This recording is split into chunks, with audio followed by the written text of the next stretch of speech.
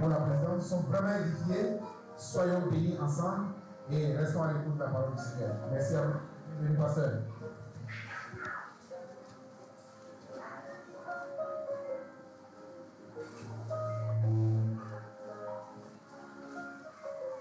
Que le Seigneur vous bénisse. Bonne fête de travail à tout un chacun de nous. Bonne fête de travail aux vaillants serviteurs de Dieu et aux vaillants servants de Dieu. Je prie que ce thème-là puisse véritablement nous aider à avancer. Amen. Bonne fête encore. Soyez tous bénis. Merci au groupe Saint-Pierre, merci à l'équipe qui a organisé ce merveilleux moment pour entretenir les enfants de Dieu que nous sommes et à éveiller notre conscience afin que nous puissions aller de l'avant et être excellents. Le thème qui a été donné, que je dois partager avec vous, tout travail procure l'abondance. Tout travail procure l'abondance. Tiré du livre de Proverbes, chapitre 14, le verset 23. Effectivement, quand je préparais ce message, je n'étais pas vraiment dans ma peau.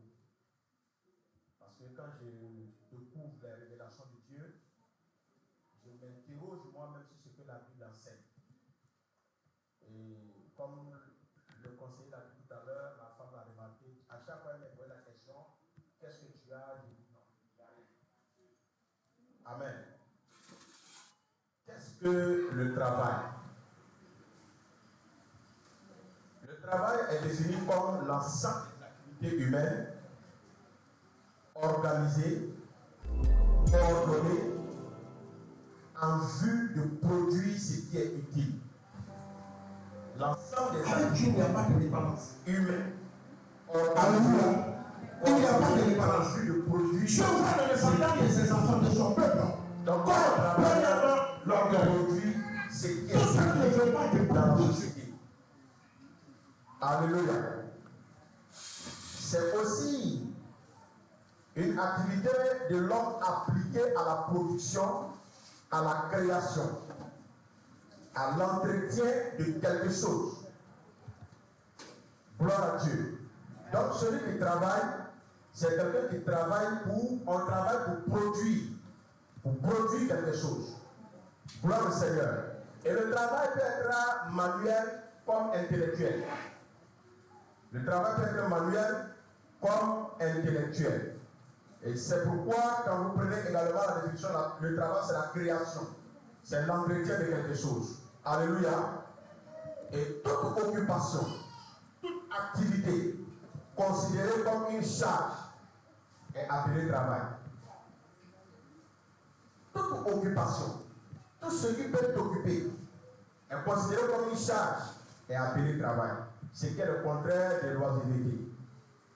Alléluia. C'est vraiment important de comprendre. C'est pourquoi quand vous prenez dans le Genèse du chapitre 1, le verset 1, on va aller rapidement. La Bible déclare qu'au commencement, Dieu créa. Dieu a travaillé. Alléluia. Créer, c'est travailler. Créer, c'est être en activité. Alléluia. Et c'est vraiment important.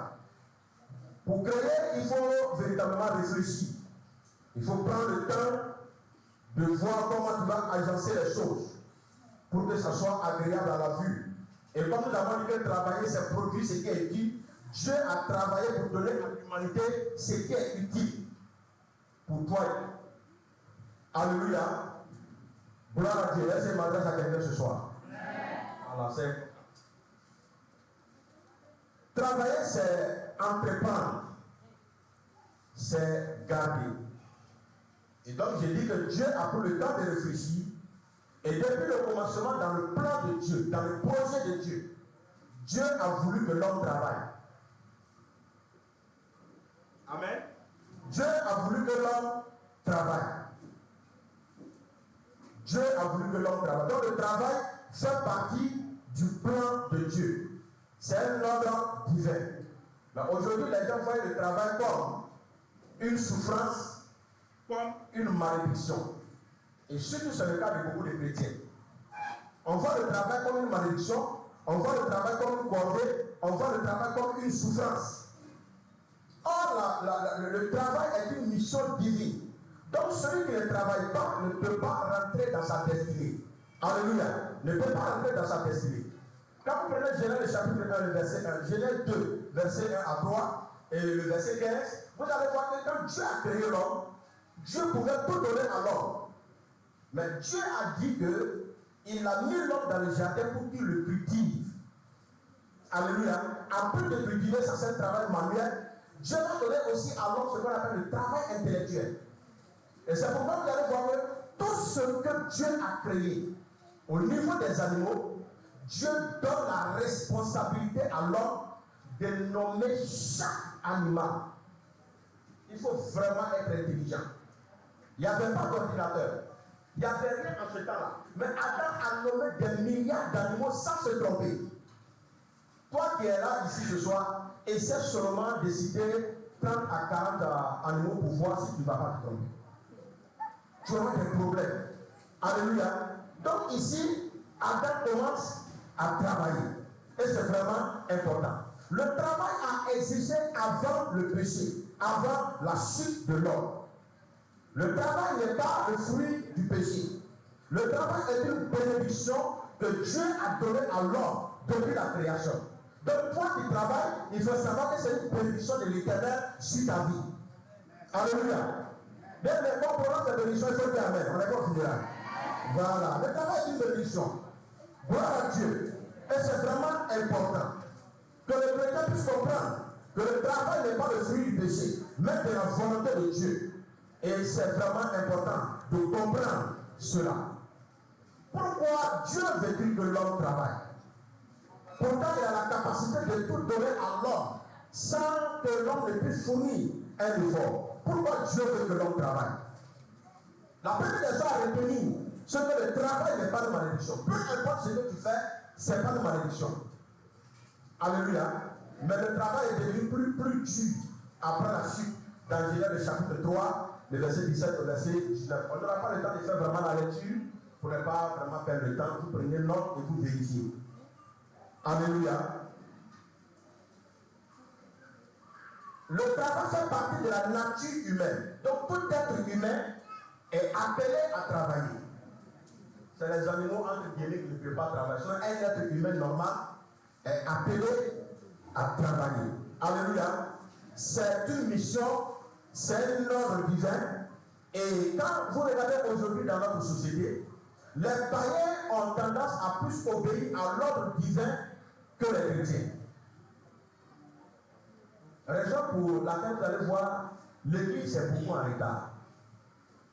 Parce que le chrétien ne veut pas obéir à l'ordre divin qui dit de travailler.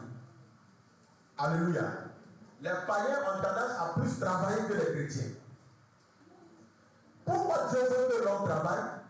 Parce qu'il y a beaucoup de bénéfices dans le travail. Et c'est ce qui est le plus important que nous allons voir ce soir.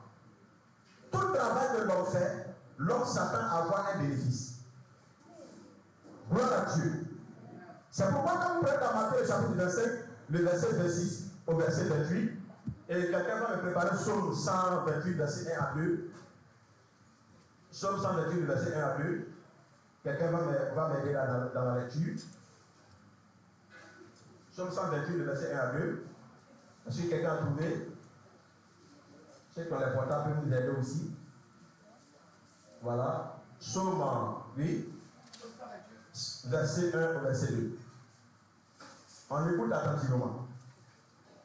Heureux tout homme qui craint l'Éternel, qui marche dans ses voies, qui jouit alors du travail de ses mains. Tu es heureux, tu prospères. Alléluia. Donc celui qui travaille doit jouir du fruit de son travail. Le travail doit te rendre heureux et le travail doit te rendre prospère. Mais quand vous prenez dans le livre de Matthieu, le chapitre du verset 26 jusqu'au verset 28, nous voyons là la parabole des talents. La Bible déclare que le Seigneur a donné partager les talents à ses serviteurs, à 3 de ses serviteurs. Il est parti en voyage, et quand il est revenu, il a demandé à chacun de ses serviteurs de lui faire compte. Alléluia. De faire le rapport de son travail. De faire un bilan de son travail. Les 2 premiers ont travaillé et ils ont montré le fruit de leur travail. Il y avait de la valeur ajoutée. Il y avait des bénéfices. Et le maître les a félicités. Le 3e n'avait pas de bénéfices. Le 3e n'avait pas de valeur ajoutée. Le 3e n'a rien apporté. Et vous voyez, la suite a été très malheureuse. Et ici, quand vous lisez la parole de Dieu, le paresseux n'est pas récompensé. Dieu récompense ceux qui travaillent. Dieu ne juge pas la prière du chrétien, mais Dieu juge le travail du chrétien. Aujourd'hui, beaucoup de chrétiens mettent le miracle avant le travail. On passe le temps à parler en langue, à prier pendant des heures, et on refuse d'aller travailler. On a l'impression que l'Église n'enseigne pas le travail. Or, quand vous lisez la Bible, l'Église primitive était dans le travail, avait la culture du travail. Le travail est le domaine de l'homme, et le miraculeux est le démon de Dieu. Donc celui qui ne travaille pas ne peut pas s'attendre à un miracle de la part de Dieu. Aujourd'hui, il y a combien de chrétiens qui aspirent au travail? Il y a combien de chrétiens qui désirent véritablement travailler? Alléluia. Le drame aujourd'hui, c'est ça. Lorsque vous voyez des chrétiens qui sont diplômés, ils ont beaucoup de diplômes, ils ont beaucoup de capacités, mais ils sont très paresseux. Ils pensent que la prière va déclencher le miracle devant eux. La prière va ouvrir les portes. Mon ami, si tu pries, et que tu ne sors pas pour taper à la porte, tu ne sors pas pour aller au plateau, tu ne vas pas là où on a besoin de toi, comment est-ce que le miracle va se produire dans ta vie? Comment le miracle va se produire dans ta vie? Alléluia. Et c'est dit qu'aujourd'hui, beaucoup de personnes détestent le travail. Les gens détestent le travail. Parce qu'ils ne savent pas que le travail est une bénédiction. Agir d'une main lâche, c'est être paresseux. Dans Proverbe 10, le verset 4. Proverbe 10, le verset 4, M. Bro va faire la lecture. Il a déjà commencé. Proverbe 10, le verset 4. Proverbe 10, le verset 4. Celui qui agit d'une main lâche s'appauvrit. Mais la main des diligents enrichit. Mais la main des diligents enrichit. Pourquoi aujourd'hui l'Église, les chrétiens ne sont pas enrichis, ne sont pas riches? Souvent quand on parle de la richesse, les gens pensent que c'est l'évangile de prospérité. Ce n'est pas l'affaire de l'évangile de prospérité. C'est un principe que Dieu a établi. Celui qui travaille devient riche. Mais celui qui est paresseux devient pauvre. C'est très clair. Il n'y a pas de prière pour devenir riche. Il n'y a que le travail qui rend riche. Mais toi, tu refuses de travailler, mais tu veux devenir riche. Ça ne marchera pas. Alléluia. Ça ne marchera pas. Agir d'une main lâche, c'est être paresseux. Mais celui qui éprouve la culture du travail s'enrichit. Il y a combien de chrétiens aujourd'hui qui ont la culture du travail? Il y en a combien? Alors, selon le texte que nous venons de lire, pardon, le texte du thème, Proverbe 14, verset 23, le premier bénéfice que le travailleur obtient, l'abondance. La Bible dit tout travail procure l'abondance. Et je vais vous dire la partie qui m'a rendu triste dans ce message. C'est la partie abondance. Tout travail, écoutez-moi très bien ce soir, tout travail procure l'abondance. Tout travail, sans exception. Ce qui veut dire quoi? Quelle que soit l'activité que tu fais, Tu es censé être dans l'abondance. C'est ce que la Bible dit. Or, aujourd'hui, qu'est-ce que les chrétiens font? Nous trions. On pense que le mécanicien ne peut pas devenir riche. On pense que la vendeuse de poissons ne peut pas devenir riche. Il faut être au trésor pour voler l'argent de l'État pour devenir riche. Il faut être peut-être quelque part là où on manipule l'argent pour devenir riche. On pense qu'il faut être à la présidence pour devenir riche. Il faut être au ministère de la Défense pour devenir riche. La Bible n'a jamais dit ça. La Bible dit tout travail, toute activité, tout ce que l'homme peut entreprendre, tout ce que l'homme fait est censé te rendre riche. Alléluia. Et le mot abondance en grec, c'est périssia. Périssia qui veut dire de ce qui déborde. De ce qui déborde. Périssia qui veut dire la supériorité. Périssia veut dire la prééminence. Alléluia. Jésus a dit dans Jean 10 qu'il est venu pour donner la vie aux brebis et afin que les brebis aient la vie en abondance. Donc l'abondance ici, c'est ce qui déborde. L'abondance, c'est la supériorité. L'abondance, c'est la prééminence. Périssia veut dire ressources illimitées. Je ne sais pas si on se comprend ce soir. En d'autres termes, le travail doit te donner des ressources illimitées. Celui qui travaille doit avoir des ressources illimitées. Celui qui travaille doit déborder de bénédictions, surtout financières. Celui qui travaille doit avoir la prééminence, la supériorité. C'est ce que la Bible nous dit. Ce n'est pas ce que le pasteur Tambou dit. C'est ce que la Bible dit. Alléluia. Mais toi qui travailles comme moi, et puis tu n'es pas dans l'abondance, tu n'as pas la prééminence, tu n'as pas la supériorité. Tu travailles comment?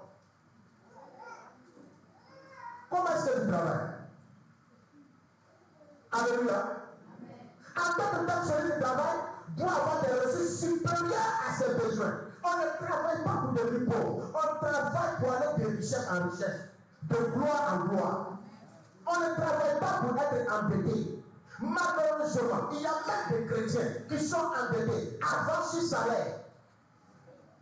Quand tu finis de payer une maison, c'est fini. Tu n'as pas d'économie. Tu n'as rien du tout. Si tout de suite on te demande 500 000, tu n'en as pas, mon ami. Tu n'as rien du tout. Pourtant, tu travailles. Et le mot abondance qui veut dire être débordé. Comment est-ce que tu travailles? Et lorsque je regardais cela, j'appliquais cela à ma vie de pasteur.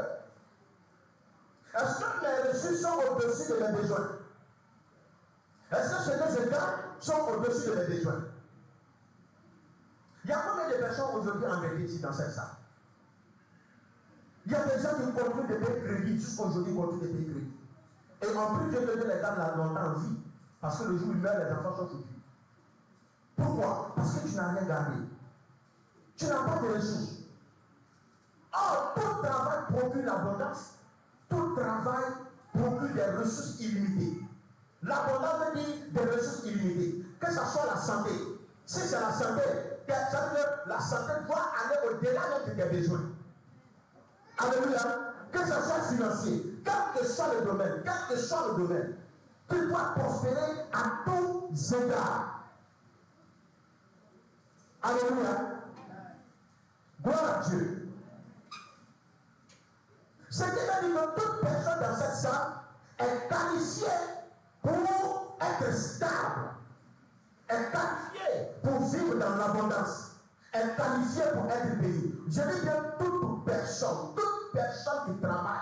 Dieu n'a fait exception de personne. Toute personne qui travaille est qualifiée pour être riche. Mais aujourd'hui, qu'est-ce que nous regardons aujourd'hui? Nous constatons dans les églises. Quand on voit quelqu'un qui a un bon poste, ah, ceux-là sont riches, hein? Ça c'est les riches. Ceux-là c'est les riches. Mais toi qui fais comme on dit, tu n'es pas riche. Parce que Dieu n'a pas créé les gens pour être riches. Dieu dit dans sa parole toute personne. Et dans toute personne, Ça veut dire que Dieu ne parle pas seulement de ses enfants. Dieu ne parle pas seulement des chrétiens. Même le païen qui travaille, qui entreprend, est censé être riche. Alléluia. C'est pourquoi Dieu, ce que Dieu veut, c'est qu'il veut que tu sois béni. Et la bénédiction que Dieu veut faire dans ta vie, Dieu veut que tu commences par travailler. Parce que le travail amplifie la bénédiction de Dieu dans ta vie. Le temps que tu travailles, tu donnes des possibilités à Dieu de te bénir. Celui qui travaille a plus de chance d'être béni que celui qui est assis et qui passe son temps à prier et à gêner et qui ne fait rien. Le travail donne des possibilités à Dieu de t'enrichir, de te bénir, de te donner des promotions. Si tu ne travailles pas, c'est quelle promotion tu vas avoir? C'est quelle bénédiction tu vas avoir? Alléluia. C'est pourquoi celui qui travaille, Dieu juge son travail et non la grâce. C'est que Dieu juge le travail et non la grâce. Alléluia. Dans Matthieu 25, Dieu a demandé à ses disciples, vous avez gagné combien? Je vous ai dit que le travail est censé apporter l'abondance, est censé apporter de la valeur ajoutée. Donc à ces trois disciples-là, Dieu leur pose la question, vous avez gagné combien? Alléluia. Maintenant, je te pose la question. Depuis que tu travailles là, tu as gagné quoi? Tu as réalisé quoi? Tu as économisé combien? Qu'est-ce que tu as pu faire qui peut glorifier le nom de Dieu? Quelle est la valeur ajoutée dans le travail que tu fais?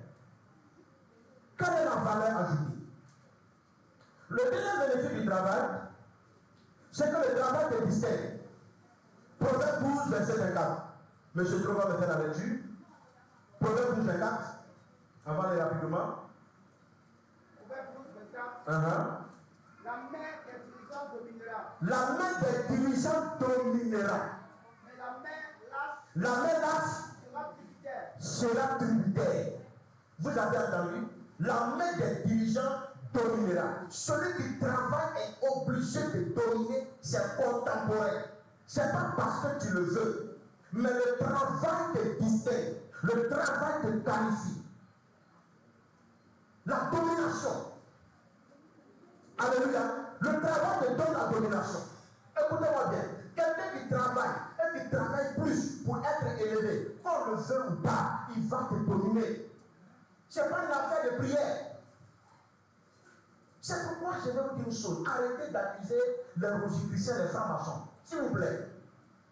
Tu ne peux pas passer ton temps à donner 24 heures sur 24 à l'église et prétendre te comparer à celui qui se lève à 6 heures et rentrer à 20 heures. Et après, lui, il a sacrifié sa femme. Mais si sacrifier sa femme dans l'argent, va sacrifier pour toi aussi. Lui, il travaille. C'est la Bible qui a dit la main des dirigeants dominera. Comment est-ce que vous voulez dominer dans ce monde si vous êtes paresseux? Et la main là sera tributaire. Alléluia. Être distingué, c'est être spécial. Être distingué, c'est être remarquable. Être distingué, c'est changer de classe. Alléluia. La distinction te sépare des autres. Gloire à Dieu. La distinction te positionne. Et être distingué, c'est être au-dessus des autres, de tes contemporains, de tous ceux qui sont autour de toi. Regardez vos amis d'enfance. Ceux qui travaillent, qui ont l'argent. Quand vous courez sur la route, tu les appelles comment? Souvent même, tu ne fais pas attention, tu l'appelles tonton. C'est ton ami d'enfance, mais tu l'appelles tonton. Tu ne fais pas attention, tu l'appelles papa. Tu as du mal à l'appeler par son nom. Pourquoi? Parce que son travail le distingue. Si vous êtes sincère, vous savez que ce que je dis là, c'est la vérité. Alléluia. Parce que le travail distingue. Le travail t'amène à changer de classe. C'est pourquoi quelqu'un qui est élevé par son travail ne marche plus avec n'importe qui. C'est pas possible. Que tu le veux ou pas, tes amis changent. Tes amis vont changer. Alléluia. Tes amis vont changer. Parce que quand Dieu te lève, un exemple, même si tu es dans le commerce du vivrier, et puis à un moment donné, vois la femme bourrée qui est morte, la Colette. Elle causait avec le président de la République. Elle rentrait à la présidence. Elle causait avec les plus hautes personnalités de la Côte d'Ivoire. Ses amis ont changé. Elle a changé de classe. Parce que dans le monde où nous sommes, bien aimés, on marche par classe. On ne marche pas n'importe comment. Alléluia. On ne marche pas n'importe comment. Si toi qui passes ton temps à jouer ballon dans le quartier, ton ami s'est battu puis il a été élevé, ses amis vont changer. Vous allez voir ceux qui vont leur rendre visite, c'est des grosses personnes, des personnalités qui vont leur rendre visite avec des grosses voitures. Et puis tu vas dire, depuis mon ami a eu l'argent, il nous voit. Il ne peut plus te voir. Parce que où il est là, il a changé de classe, il a changé de vision. Où il est là dans son répertoire, il ne va plus les numéros de n'importe qui. C'est le numéro des ministres, PDG, des chefs d'entreprise. Ça va être des chefs d'entreprise pour eux. Samedi, il a parlé, je parlais de nos jeunes dîner d'affaires. Nos amis, non, c'est pas parce que nos amis, il a travaillé pour atteindre ce niveau-là. Si le chrétien ne travaille pas pour avoir de la valeur ajoutée dans ce qu'il fait, tu seras méprisé dans la société. C'est la loi du travail. Alléluia. Et c'est vraiment important. Troisième bénéfice que le travail donne. Le travail te valorise. Alléluia. Proverbe 13, verset 4. Proverbe 13, verset 4. Celui qui travaille, tu as de la valeur. Dis à ton voisin, tu as de la valeur. Il faut bien lui dire ça, tu as de la valeur. Monsieur Le, Proverbe 13, verset 4. Proverbe 13, verset 4. L'âme du paresseux a des désirs. On dit quoi? L'âme du paresseux. L'âme du paresseux a des désirs de quoi? Il ne peut satisfaire. Il ne peut satisfaire. Mais l'âme des hommes diligents. Mais l'âme des hommes diligents sera rassasiée. En d'autres termes, Dieu est en train de parler de ceux qui sont en action et des rêveurs. Oh, il y a beaucoup qui rêvent dans nos églises. Voilà, il y a pas en France un jour. Voilà, je serai une grande femme d'affaires un jour. Regardez-moi seulement, méprisez-moi seulement. Moi, vous allez voir. Et il y a beaucoup de personnes qui rêvent. Et ceux qui rêvent ont beaucoup de désirs. Je vais construire ma duplex, je vais construire je vais construire ceci, je vais construire cela, mais vous n'allez jamais le voir un jour se lever en train de vendre quelque chose. Qui a construit avec quoi? Hein, chers frères et sœurs? Tu vas réaliser tout ça avec quoi? La Bible dit l'âme du paresseux a des désirs, mais l'âme des hommes dirigeants sera rassasiée. Toi, tu as des désirs, tu parles en l'air, des paroles en l'air, tu rêves. Je vais construire une immeuble, je vais avoir une usine, je vais faire une usine d'attaquer, je vais aller aux États-Unis, je vais aller là. Tu t'es jamais levé même pour faire passeport, tu ne bouges pas, tu ne fais rien, tu t'assois. Oh Dieu, ouvre les portes, tu as dit ta parole, toute porte sera fermée, c'est toi qui ouvres. Tu es là, tu ouvres, personne ne va fermer. Il y a longtemps que tu as ouvert, c'est toi-même qui as fermé. Il faut te lever, va te promener, Dieu va te donner travail. Ça ne s'appelle pas chrétien. Et nos églises sont devenues aujourd'hui pauvres, médiocres, mendiants à cause de ce genre de choses. Le petit Durand, il ne prie pas beaucoup. Sa prière ne parle pas 5 minutes. Mais il a l'argent. Quelqu'un a fois 2 fois. C'est fini. Il a fini de prier pour ça. Il a l'argent. Toi qui dors, lundi, église, mardi, église, 6h, 8h, mercredi, église, 6h, 8h, même samedi, répétition, dimanche après le 8h, répétition de la Torah. À quel moment tu as travaillé? À quel moment? Ah, ça c'est le jeu de la chair. C'est le jeu de la chair. C'est Dieu qui a dit de travailler. C'est pourquoi l'église primitive a beaucoup enseigné sur le travail. Toi, tu sais quoi? Le travail donne de la valeur. Alléluia. Il y a des rêveurs. Être rassasié veut dire te donner satisfaction. Ton travail doit te satisfaire. C'est-à-dire que celui qui travaille normalement, le travail doit te donner satisfaction. Tu ne dois pas être un travailleur et être un mendiant. C'est pas possible, c'est pas normal. La Bible n'enseigne pas ça. Alléluia. Ton travail te donne de la valeur. De la valeur ajoutée. Et je vous l'ai dit tout à l'heure, ce monde où nous sommes, c'est un monde d'échange. Un monde de l'offre et de la demande. C'est pourquoi celui qui n'a pas de la valeur ajoutée, on ne le paye pas bien. On ne le paye pas. Souvent, quand tu fais des gens de travail, on ne te paye pas. On dit va, reviens, Va, reviens. Tu as fini le travail, tu vas courir derrière ton travail pendant des mois avant qu'on te donne moitié de ce que vous avez jugé comme prix. Tu vas travailler pour augmenter la valeur.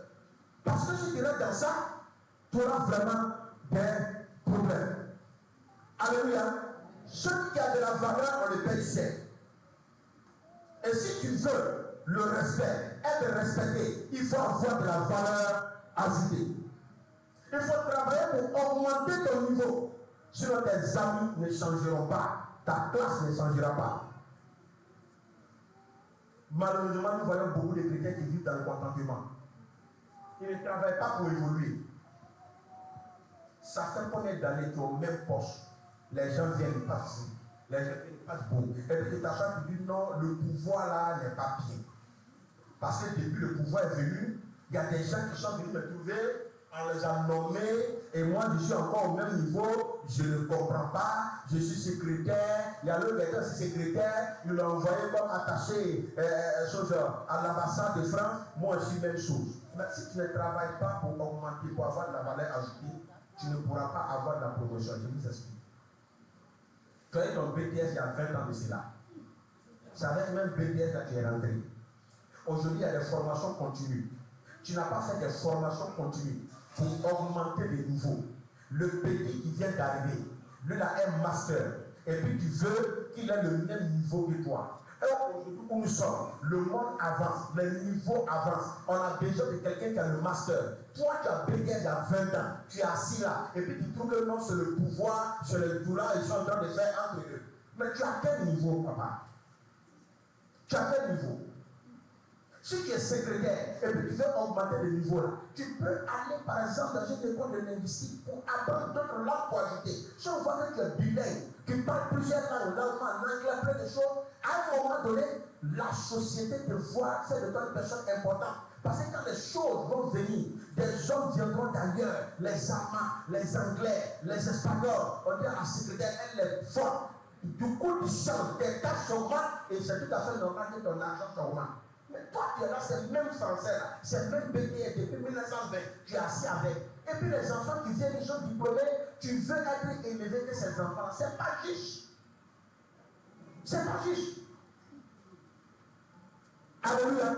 C'est pas juste. Bon Dieu. C'est pas juste. Remarquez très bien, bien aimé. Quand tous ceux que Jésus a croisés, a appelés dans la Bible, étaient à la tâche. Ils travaillaient. Jésus n'a jamais appelé un délinquant. Lisez la Bible. Dites-moi le nom d'un délinquant, d'un vagabond que Jésus a appelé au service. Jésus a appelé des gens qui étaient déjà occupés, des gens qui étaient à la tâche. Alléluia. C'est pourquoi quand vous prenez dans 1 Roi 19, le verset 16 à 19, lorsque Dieu cherchait le successeur d'Élie, pour aller voir Élisée, la Bible déclare qu'Élisée avait des bœufs. Élisée avait des bœufs, il avait des moutons, il était éleveur, il était agriculteur. Élisée était à la tâche, il était riche, il était agriculteur. Et Dieu l'a appelé pour être prophète, pour succéder Élisée. Élie, pardon. Alléluia. C'est vraiment important. Même au niveau des pasteurs. Qu'est-ce qu'on fait? Est-ce qu'aujourd'hui, nous-mêmes, qui sommes les pasteurs, nous travaillons pour augmenter notre valeur aujourd'hui? Est-ce qu'on travaille? Quand vous prenez les gens comme les David de Nathan, c'est des savants. Tu te dis, mais si cet homme n'existait pas, c'est qu'il a réalisé au Nigeria, qui allait réaliser cela? Les meilleures universités au monde, les meilleurs employés au monde. Quand l'État veut recruter, c'est dans l'école de haut dépôt qu'on va chercher d'abord, avant de voir dans les autres écoles. Quand vous prenez les gens comme les Ténigué, les Bismarck, vous prenez les gens comme les Copeland, les gens comme les Carabines, c'est des savants. Mais nous, on a quel niveau aujourd'hui? On a quel niveau? Qu'est-ce que nous faisons pour avoir augmenté notre valeur dans la société? Tu vas me dire que les gens sont orgueilleux. Ce n'est pas une affaire d'orgueil. Laissez ça à côté. On n'est pas dans ça là. Ce n'est pas une affaire d'orgueil. C'est une affaire de valeur ajoutée. C'est une affaire de compétence. Même souvent les maçons qui sont dans nos églises, les ministères qui sont dans nos églises, les gars il est en train de faire la charpente. Il n'a même pas encore fini. C'est que la dame est en train de tomber. Et puis quand il dit, il y a quoi? Il y a quoi encore? Mais ici, on peut tomber. Il dit, ah, mais c'est mon petit là qui a fait ça. Il est venu rattraper. Il a rattrapé quoi? On Aujourd'hui, quand tu fais ce genre de choses-là, on ne t'appelle plus. Tu n'as plus d'offre parce que tu n'as pas la compétence. Je vous dis quelque chose. Si vous n'avez pas la compétence, le monde ne va pas vous les chercher. Si vous n'avez pas la compétence, les hommes ne vont pas vous valoriser. Même si tu es un maçon, tu peux être compétent. Si tu es charpentier, tu peux être compétent. Si tu es mécanicien, tu peux être compétent. Si tu es dans la couture, il faut travailler pour monter dans ta valeur ajoutée. Les hommes comme les patrons, ils ont des chemises pour 50 000, 60 000, 75 000. Et il y a des gens qui payent. Toi qui habites de 2000, 2500, habiter ici, tu continues de cours d'habiter de 2500. Souvent même là, on vient prendre là, tu payes à Bila, tu prends à Bila, derrière la maison, c'est ce sujet pour couper les filles, la couture a oublié de couper. Toi-même, tu vas arranger à Bila à la maison. C'est quel travail ça? Et tu dis, ah Seigneur, priez pour moi, vraiment les affaires ne marchent pas, et vraiment, moi je ne comprends pas, la femme qui est à côté là, elle a enterré quelque chose devant moi. Ils n'ont rien enterré, tu n'as pas la compétence. Tu ne travailles pas pour t'améliorer, tu ne travailles pas pour avancer, tu n'as pas la compétence. Quand quelqu'un a la compétence, on ne peut pas discuter avec lui. Quand tu as la connaissance, quelqu'un ne peut pas discuter avec toi. Et aujourd'hui, c'est que tu as la connaissance. C'est toi qui donnes faux rendez-vous, ça ne finit pas. Tu n'es pas organisé. Quand tu vois la femme venir faire des gens, tu vas tu vas t'internet. Ah, je suis dessus comme ça. Quand tout le monde vient, tu prends pour l'autre. Faux rendez-vous, va te dire que tu as du faux et tu vas avancer. Il y a des gens aujourd'hui ici, là, même les couturiers, il y a des gens qui ont l'air pareil chez vous, 2 ans, 3 ans, c'est avant là. Et après, tu dis non, je ne comprends pas ma vie. Et vous fatiguez les pasteurs avec les sujets de prière. On va avancer rapidement. Alléluia. Ne venez pas nous donner ce genre de sujets de prière. Amen. Voilà, il faut être bon. Si tu es charpentier, il faut être bon. Gloire au Seigneur. Gloire au Seigneur. C'est important. C'est vraiment important. Quand vous prenez dans la Bible, dans le livre de Luc, le chapitre 1, le verset 8 à 11, vous allez voir que la Bible dit que le jour que Dieu a exaucé Zacharie, elle a été choisie selon sa classe, elle est rentrée pour le service, et c'est là que Dieu l'a exaucé, c'est là que Dieu l'a béni. Donc, Zacharie était à la tâche, Zacharie était au travail, et il était en train de travailler, tellement il a bien travaillé, que Dieu l'a exaucé, Dieu l'a béni. Aujourd'hui, quand tu travailles, tu travailles bien. Quand un homme travaille, il met Dieu en mouvement. Parce que Dieu bénit le travail. Dieu exauce par le travail. Et celui qui travaille ouvre les femmes et donne des possibilités à Dieu pour le bénir. L'église est devenue tellement paresseuse. Et beaucoup se lèvent pour dire non, je vais servir Dieu. Quand vous voyez aujourd'hui tous les jeunes, la majorité, ils n'ont jamais rien fait de leur vie. Ils veulent tous devenir pasteurs.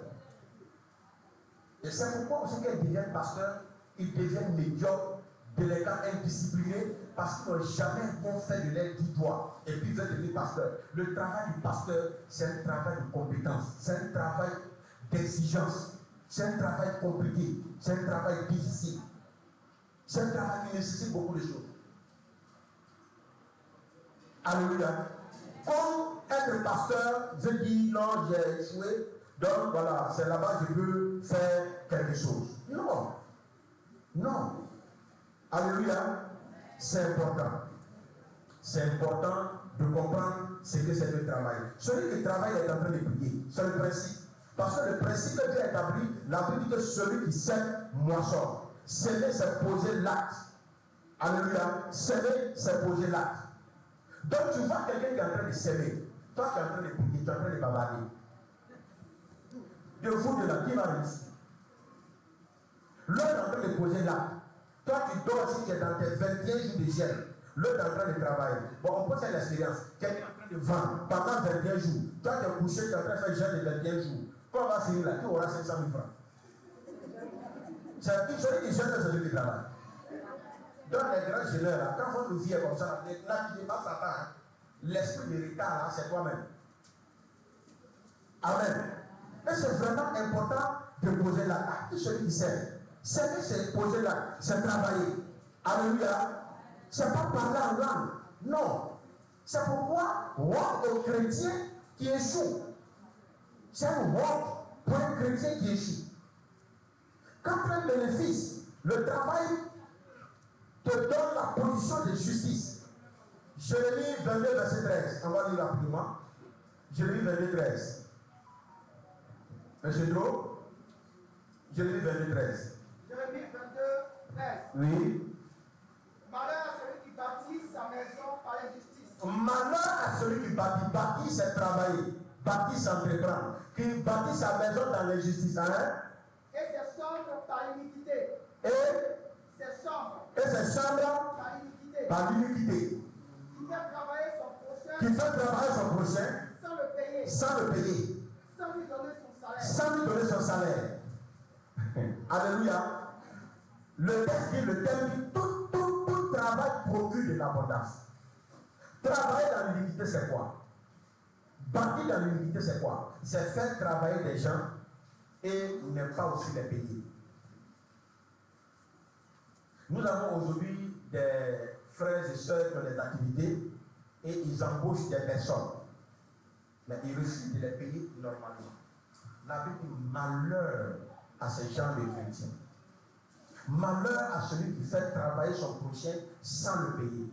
Parce que bibliquement, la loi que Dieu a établie, celui qui travaille reçoit un salaire. Celui qui travaille reçoit une récompense. Celui qui travaille doit être rémunéré. Mais toi, tu empêches Dieu de payer ton prochain. Tu fais travailler ton prochain et tu refuses de le payer. Souvent même, tu changes de numéro.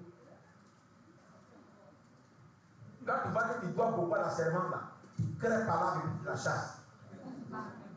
5 mois de salaire. Hein, façon tu t'habilles là. Je sais que tu veux séduire mon mari. Explique que toi là. Soit de ma maison pour vous de la chasse. Parce que tu n'as pas l'argent, tu ne veux pas la payer. Elle a travaillé, tu ne l'as pas payée. C'est un malheur aussi de faire travailler quelqu'un sans le payer. Donc toi qui t'enrichis, lui il s'appauvrit. La Bible déclare malheur à toi. Si tu fais travailler ton prochain et tu ne le payes pas, c'est écrit clairement, noir sur blanc. C'est pourquoi vous allez voir des chrétiens qui travaillent, à cause de leur comportement, ils ne sont pas bénis. C'est ce que j'appelle les faux riches. Des gens qui font semblant d'être riches, mais en réalité ils n'ont rien, ils fatiguent les gens. Et ceux-là ont toujours 4 portables, 5 portables. Toutes les puces. Patron, Simon, il dit non, je suis tout près ici, je suis à debout, il y a une création, il y a une. Prenez Simon là, patron, on a fini rançon de la journée. Ah, j'arrive, je suis en panne là. Voilà, donc après, ça n'a pas fait portable à toute sa vie. Les gens, ils m'emmerdent, ils m'appellent seulement. Ils t'appellent parce que tu les vois. Il faut payer l'argent des gens. Que ce ne soit pas votre cas. Dis Amen. Que ce ne soit pas ton cas. Dis Amen. Alléluia. Gloire à Dieu. On peut voir ça également la même chose dans l'Union Corinthienne. Gloire à Dieu. Donc bâtir c'est travailler. Mais dans l'injustice, c'est pas bon. Alléluia. 1 Corinthiens 9, verset 9 à 10, vous allez lire. Donc tout travail est censé donner une rémunération, un salaire. Et donc c'est une malédiction que de faire travailler quelqu'un et ne pas le payer. C'est une grande malédiction pour ces gens de personnes. On peut voir ça ici dans Deutéronome 24, verset 14 à 15. On va lire rapidement, on va sauter et puis on va avancer. Deutéronome 24, verset 14 à 15.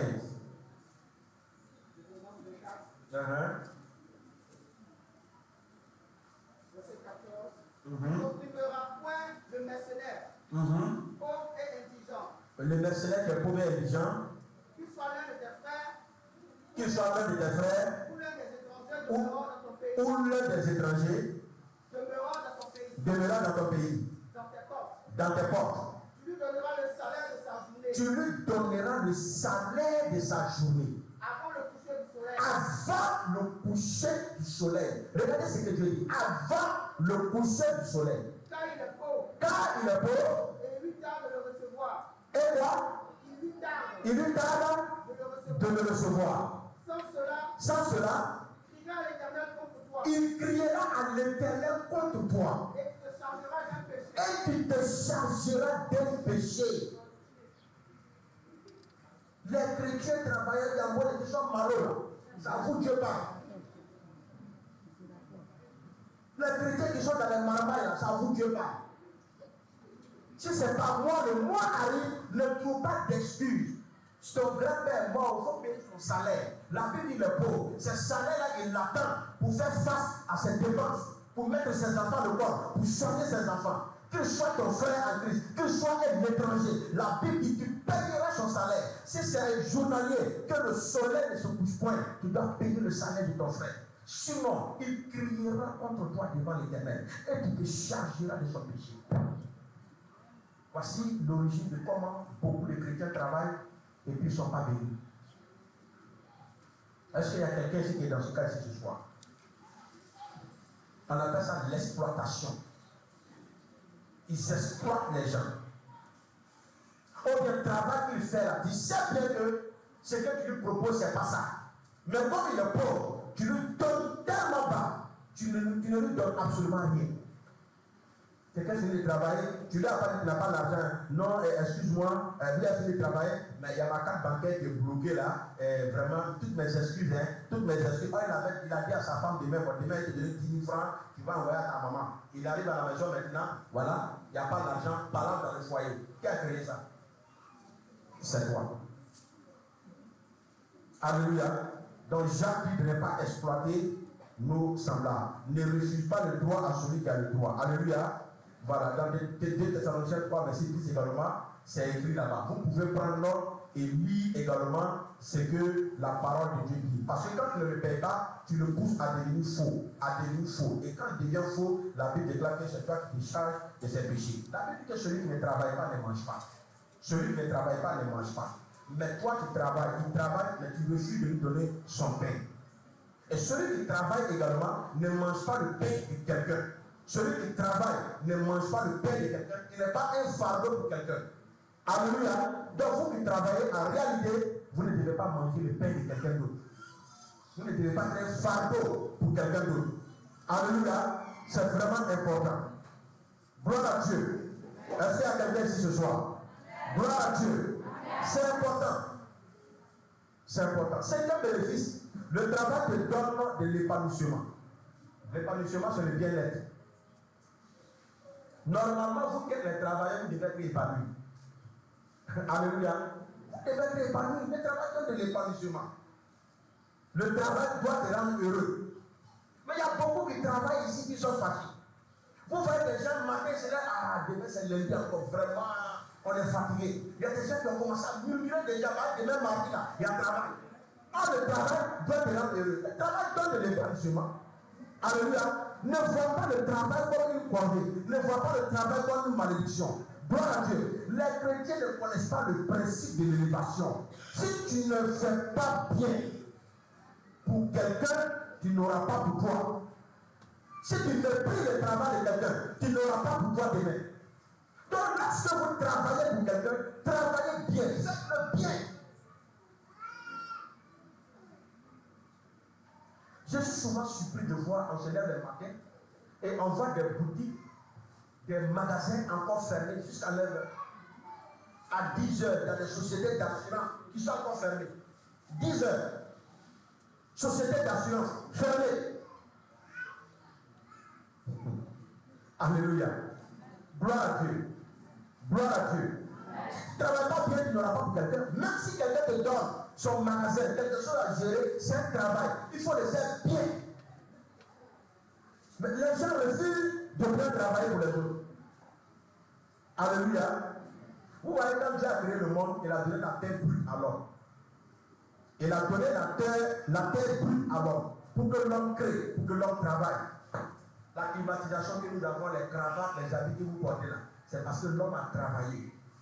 C'est pourquoi vous avez tout ça là. Si l'homme n'avait pas travaillé, on allait remettre à Dieu la terre brute. C'est pourquoi Dieu va juger le travail de chacun. Alléluia. Il faut travailler pour apporter de la valeur ajoutée. Il faut travailler pour créer. Il faut travailler pour être utile. Il faut travailler pour apporter quelque chose d'utile dans la société. Celui qui refuse de travailler, c'est refuser de rendre service. Celui qui refuse de travailler, c'est refuser de rendre service. Dieu veut la valeur ajoutée. Alléluia. Dieu veut la valeur ajoutée. La différence entre toi et les autres, c'est que les autres ont de la valeur plus que toi. Écoutez-moi, il y a une chose. Dieu nous a créé tous des hommes. On est tous des hommes. Même dans une même famille, papa et maman, ils ont fait les 10 enfants, Vous êtes tous sortis, même père, même mère. Papa vous a tous mis à l'école. Celui qui travaille pour devenir excellent, il a plus de valeur que les autres, que ses autres frères. C'est pourquoi même si le petit frère, il y a une grande décision à prendre là. On dit on l'attend. Et puis tu es frustré, tu es fâché. Non, il ne faut pas te fâcher. Il a de la valeur ajoutée. Il a de la valeur plus que toi. Quand il est en France et puis il meurt, quelqu'un meurt, on dit on va l'attendre. Ce qu'il va dire là, c'est ce qu'on va faire. Quand il dit c'est moi le grand frère, on dit c'est ça. Et puis quoi, tu as quoi? La question qu'on te pose, la grand frère, tu as quoi? Grande soeur, tu as quoi? Excusez-moi de dire quelque chose à nos mamans. Quand vous voyez aujourd'hui que dans le foyer, vos époux vous parlent mal, vous méprisent, vous maltraitent souvent, c'est parce que vous n'avez pas de valeur ajoutée. Parce que si tu es une femme qui travaille, de tes 10 mois, tu reçois de l'argent, tu as de l'économie à côté, ton mari sait que tu as de la valeur. Avant de te parler, il va remuer sa langue 3 fois. Mais tu ne fais rien. Celui qui fait tout dans la maison, pour moi, c'est lui. Quand il te voit gratter ta tête, il sait que c'est là le comment tu peux demander. Son visage est gâté en même temps. Il commence à te parler mal. Et puis tu dis, tu ne vas pas me parler mal, hein. C'est pas encore de 10 000 francs. Il va te parler mal. Parce que tu ne fais rien. Tu n'apportes rien à la société. Je vous assure. Regardez les femmes capables, les femmes qui travaillent, les femmes de l'économie, les femmes entrepreneurs. Leur mari ne les maltraite pas. Je vous assure. Mais toi, on te parle mal. Chaque fois, on te parle mal. À quoi de 1000 francs dessus? Tu manges au frigo, papa. Allumer des frigo, papa. Toi, oh, papa. Cheveux, oh, papa. Fais des mères, papa. Ta maman est malade, papa. Ton papa est malade, c'est lui. Ton enfant, ton arrière-grand-père, c'est lui qui fait tout. Tout, c'est lui. À un moment donné, un jour, il va te parler mal.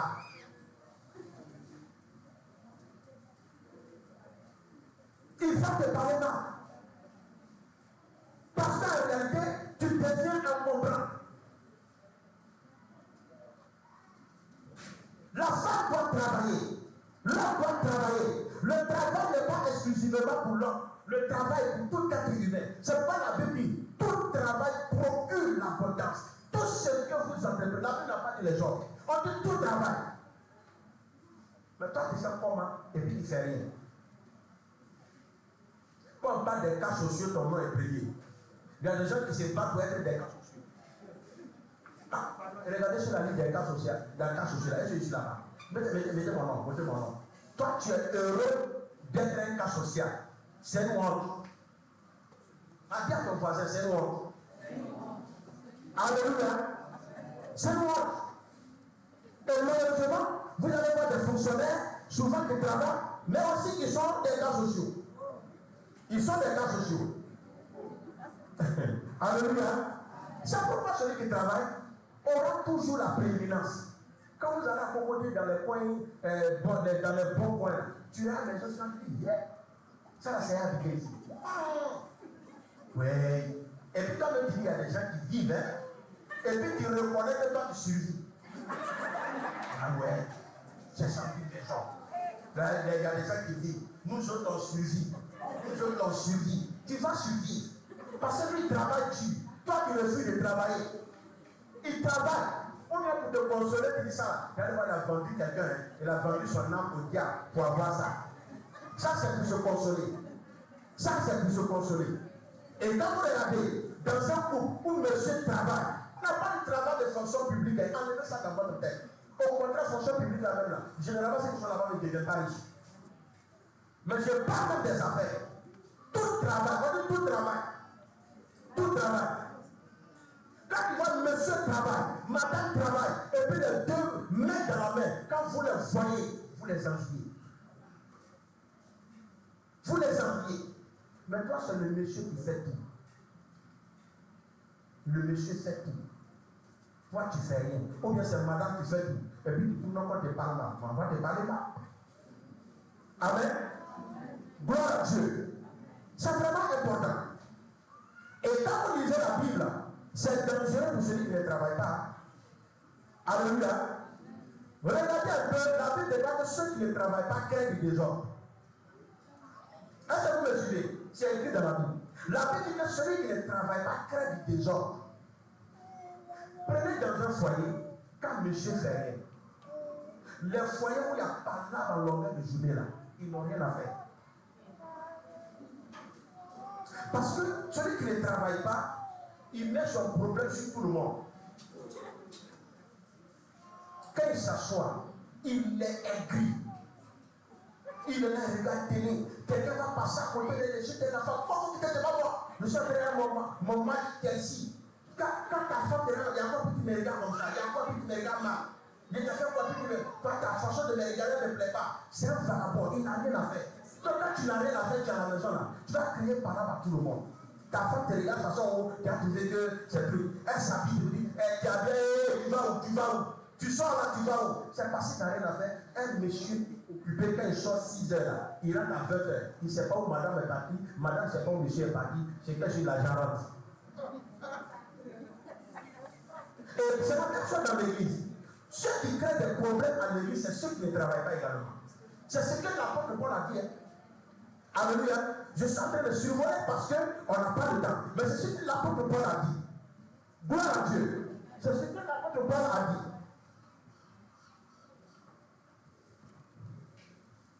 Alléluia.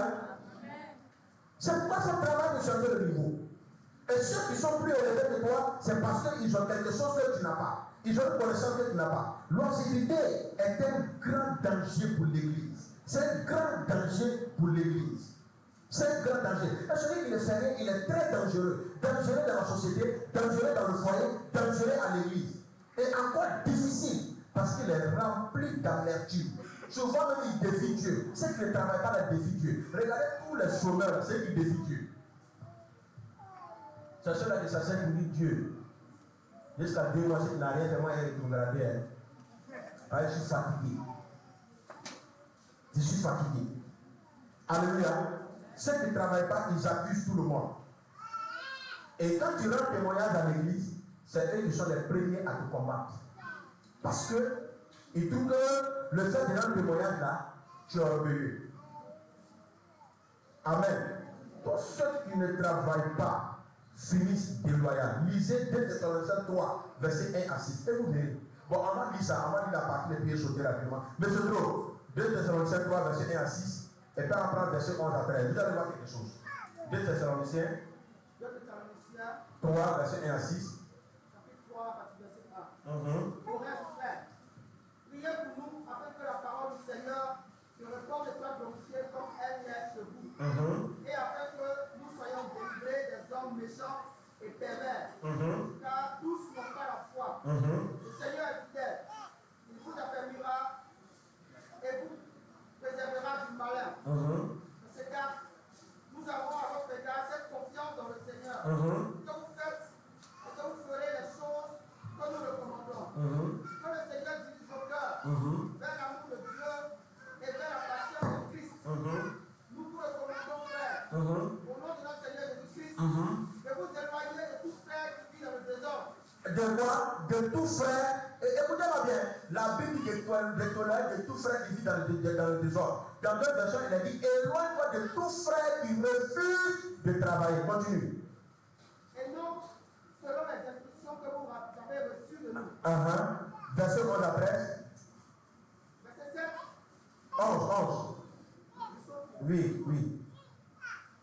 Nous apprenons cependant qu'il y en a parmi vous quelques-uns qui vivent dans le désordre.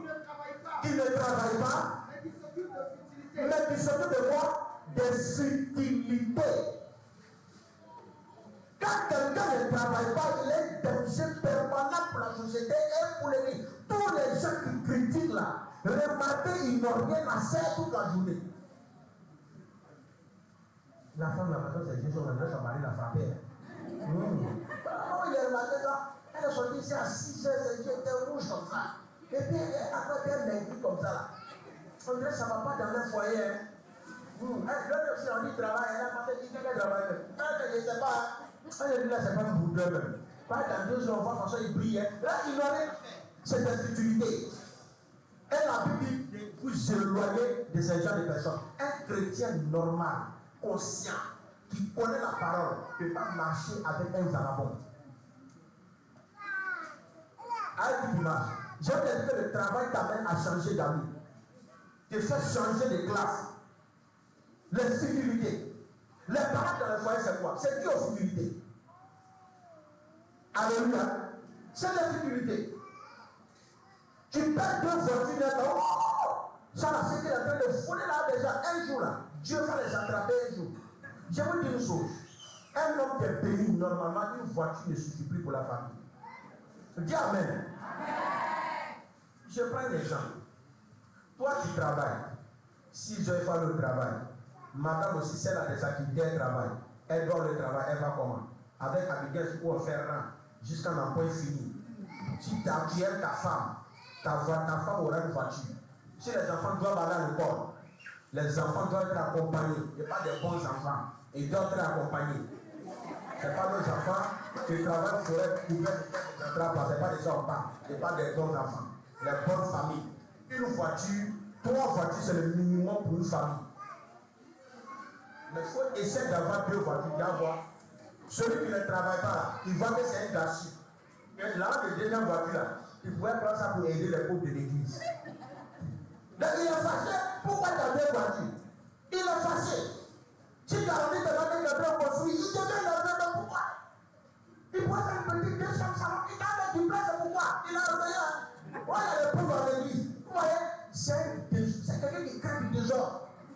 C'est pourquoi vous qui travaillez, bénissez Dieu. C'est une bénédiction que Dieu vous a donnée. Vous devez être fiers parce que vous devez être bénis. Vous êtes condamnés à être bénis parce que la Bible dit tout travail procure l'abondance. Alléluia. Pour finir, bien aimé. Pour finir, la vraie influence ne vient pas d'un titre, mais le travail. Alléluia. Dieu ne rend pas les titres grands, mais Dieu rend les noms grands. C'est pourquoi chaque enfant de Dieu doit véritablement faire un effort pour être un travailleur. Tous les grands hommes qui ont marqué l'histoire de la Bible ont été tous des travailleurs. Alléluia. Ils ont travaillé. L'apôtre Paul a dit qu'il a travaillé. Paul dit travailler pour ne pas s'occuper des sécurités. Travailler pour manger, pour vivre dans la paix. Celui qui ne travaille pas, dans la paix. Regardez un peu quand quelqu'un ne travaille pas, ou bien qu'elle ne reçoit pas bien. Avant d'être béni, là, tu es passé par là. Tu dois aller 2 mois. Tu es en train de manger. Et puis tu entends quoi. L'appétit s'en va en même temps. Souvent, tu t'en te cacher. Et puis, tu formes les enfants au mensonge. Tu dis aux enfants, si quelqu'un te demande, dis je ne suis pas là. Regardez d'abord c'est qui. Si c'est la tante là, c'est le tonton là. Si tu dis que je suis là, tu es attrapé, tu dois voir ce qui a été montré. Donc, tu es en train de former l'enfant à devenir menteur. Un menteur professionnel. Tu mens, ton enfant ment, ton mari ment. Le monsieur sort, il est obligé de rentrer à 23h. Parce que le locataire des maisons, le propriétaire des maisons est en train de rôder dans les parages. Tu rentres comme un voleur, tu sors comme un voleur. Parce que tu n'es pas épanoui. Ça, ne fait pas partie de la volonté de Dieu. Alléluia.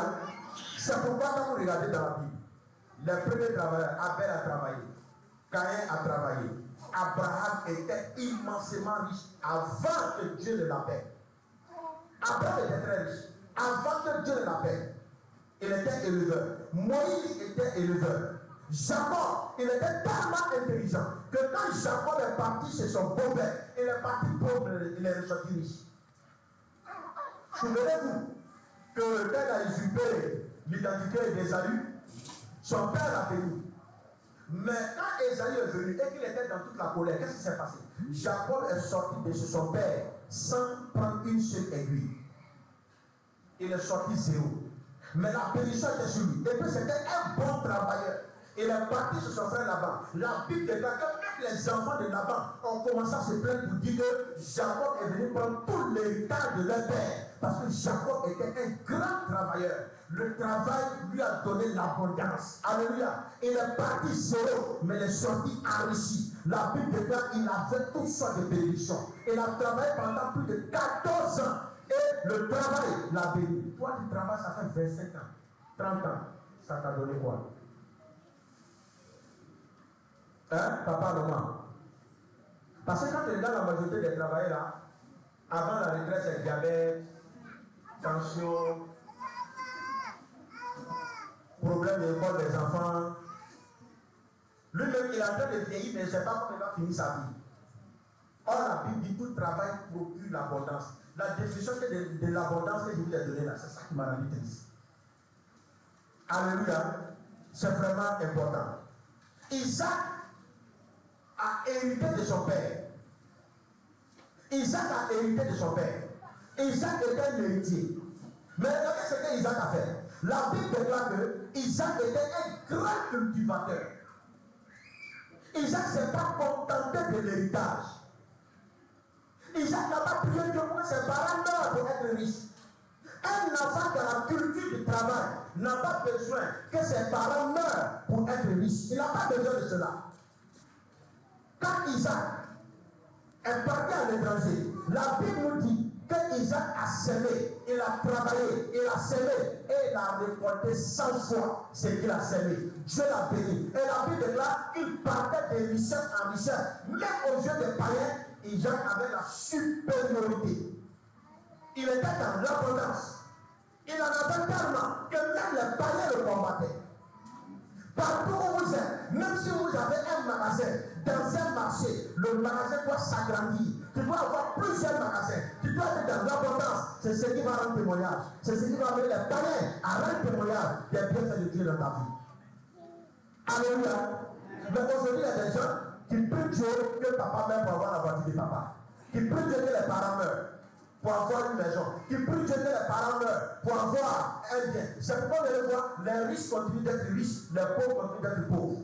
Pourquoi? Parce que même les riches, il faut tout que leurs enfants aient la culture des affaires, la culture du travail. Je ne lui ai jamais dit ça après, mais souvent je suis content quand je le rends visite et puis je vois son petit garçon est au magasin avec lui et il passe toute la journée. Il est en train d'initier son enfant au travail. Mais vous donnez tout à vos enfants, mais vous n'apprenez pas vos enfants à travailler. Vous ne les apprenez pas à travailler. Un enfant qui se lève matin, il est sur propre des petits. Il va regarder propre des petits jusqu'à 20h. Toi même, ta télévision, tu ne peux pas le journal. Quand il paye, il commence à pleurer, tu mets, facture la vie, tu bats, jusqu'à. Il ne sait même pas comment dessus tard. Je voulais dire, mon enfant, 5 ans. Quand il se lève matin, il va nettoyer. 5 ans, il nettoie d'abord. Avant d'allumer ma télévision, il faut nettoyer ma maison. Tu nettoies les meubles. Tu faut nettoyer avant d'allumer. Comment est-ce que toi tu es chrétien? Tu n'apprends pas le travail à ton enfant. Ton enfant ne sait pas balayer. Surtout les enfants garçons. Ah, la servante n'a tout fait. Vos enfants n'aiment pas le travail. Demain, quand tu ne seras pas là, si tu veux, il faut te donner des milliards. Mais l'enfant va devenir pauvre parce qu'il n'a pas la culture du travail. Et je vais vous donner rapidement ce que c'est le succès.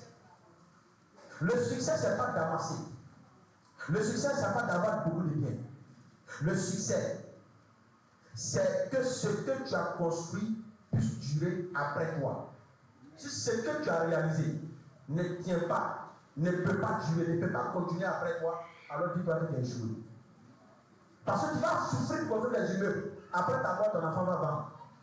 Tu souffres pour payer un terrain, ton enfant va vendre. Tu souffres pour faire un champ, il va vendre. Parce qu'il ne sait pas travailler, il ne sait pas comment il cherche l'argent. Il sait vendre, mais il ne sait pas travailler.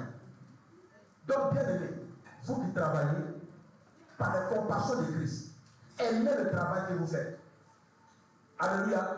Et en tant que chrétien, pour conclure, lorsque vous travaillez, soyez véritablement assidus au travail.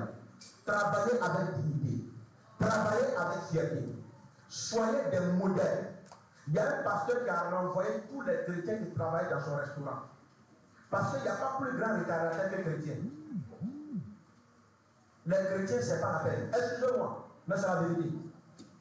Quand tu confies, un chrétien confie ses affaires à un autre chrétien, il se dit que c'est mon frère en Christ, je peux ouvrir quand je veux, faire ce que je veux, m'absenter samedi et faire ce que je veux. On ne prend pas au sérieux. Un chrétien doit travailler selon l'ordre de Dieu. C'est pourquoi la Bible dit quand tu fais quelque chose de quelqu'un, fais-le comme si tu le faisais pour le Seigneur. Ne travaille pas comme si c'était pour un homme, mais il faut travailler comme si tu étais en train de le faire pour le Seigneur. Ton patron qui est au travail, si tu travailles bien, sa faveur sera sur toi. Même s'il est païen, sa faveur sera sur toi. Mais aujourd'hui, qu'est-ce que les chrétiens font? Les chrétiens n'aiment pas travailler.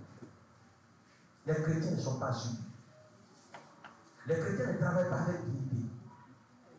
On méprise souvent ce que nous faisons. Et vous entendez les gens dire, on est en train de faire ça, c'est pas ça, on n'a rien à faire. Quand je vais ouvrir d'autres fois, on va laisser tomber. Je fais ça, ça ne me plaît pas, mais je suis dedans quand même.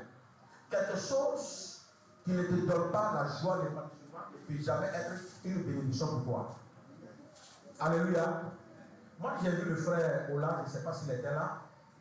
Il faisait cabine, il s'occupait de sa femme, de ses enfants. Il payait l'école de ses enfants.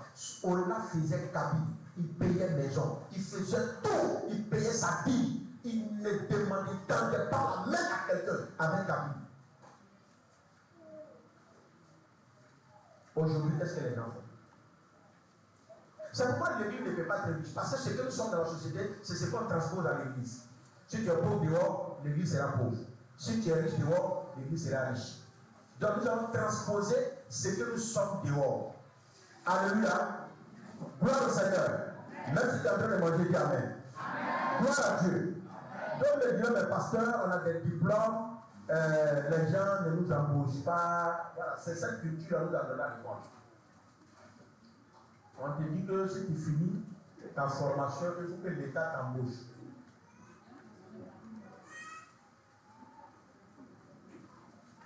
La majorité des riches au Burkina que moi je connais, c'est toute des symétries. La majorité des milliardaires. Un gars comme Oumarou Kanazori, et que même les grands hommes de Dieu américains le prennent en. Il n'a pas mis pied à l'école. Mais il était l'un des hommes les plus riches de toute la sous-région. Il ne s'est pas écrit son nom. Mais il était multi-milliardaire. La Bible n'a pas dit je bénis ton diplôme. La Bible n'a pas dit tout bon diplôme procure la richesse. La Bible n'a pas dit ça.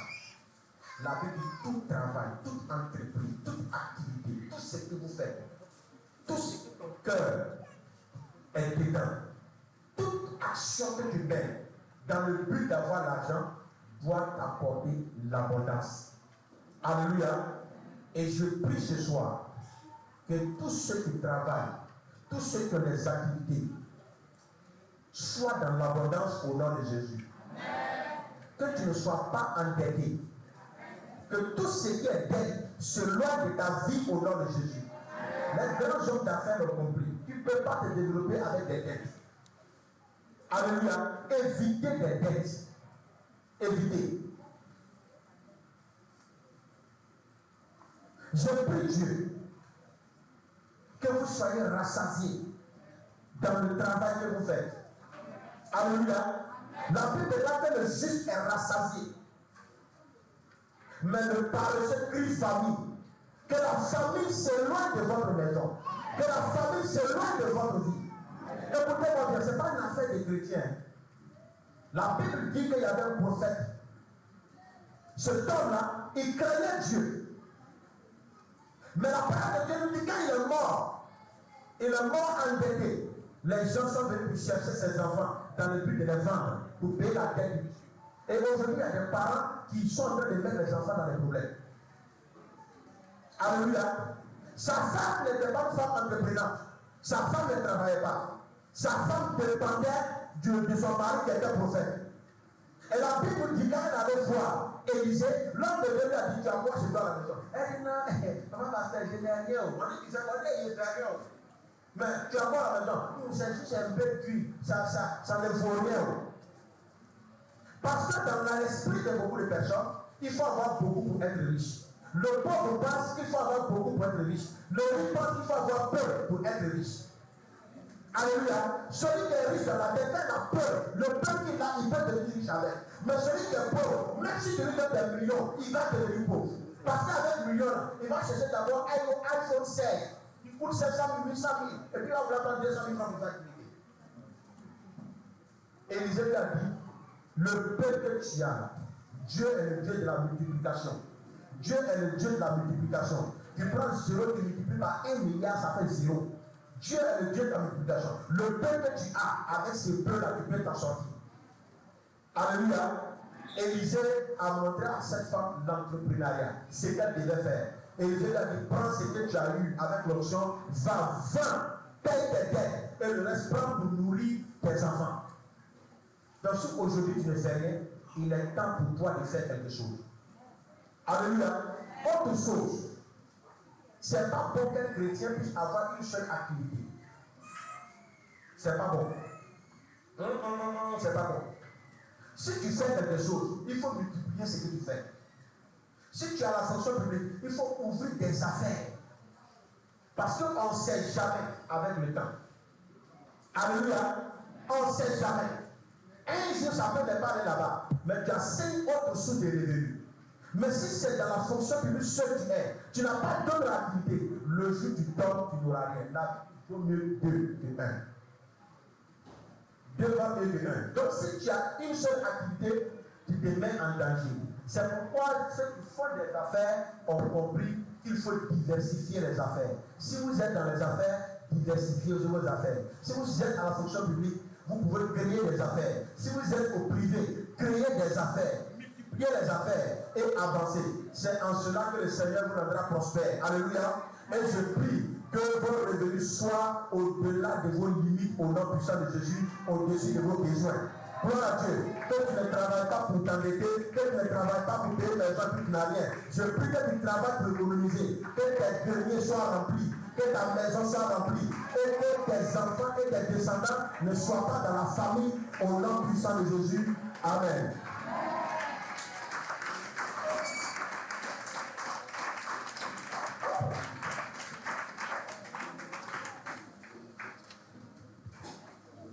Bien.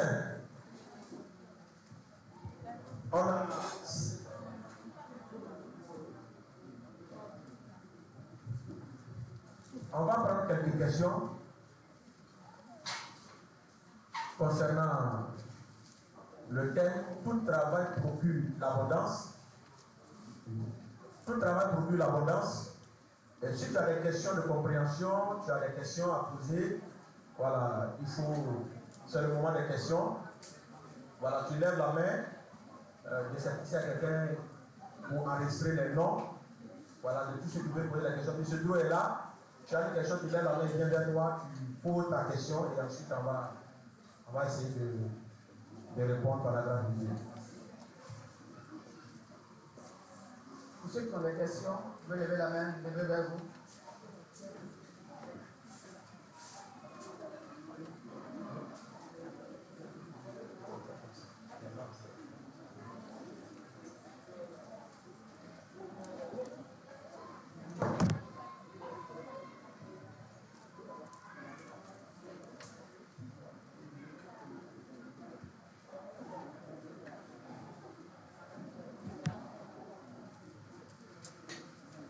Madame Dupieux, il y a une question.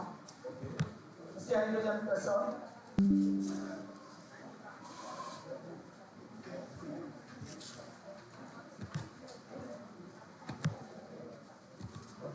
Il est donc en posant des questions, on veut dire.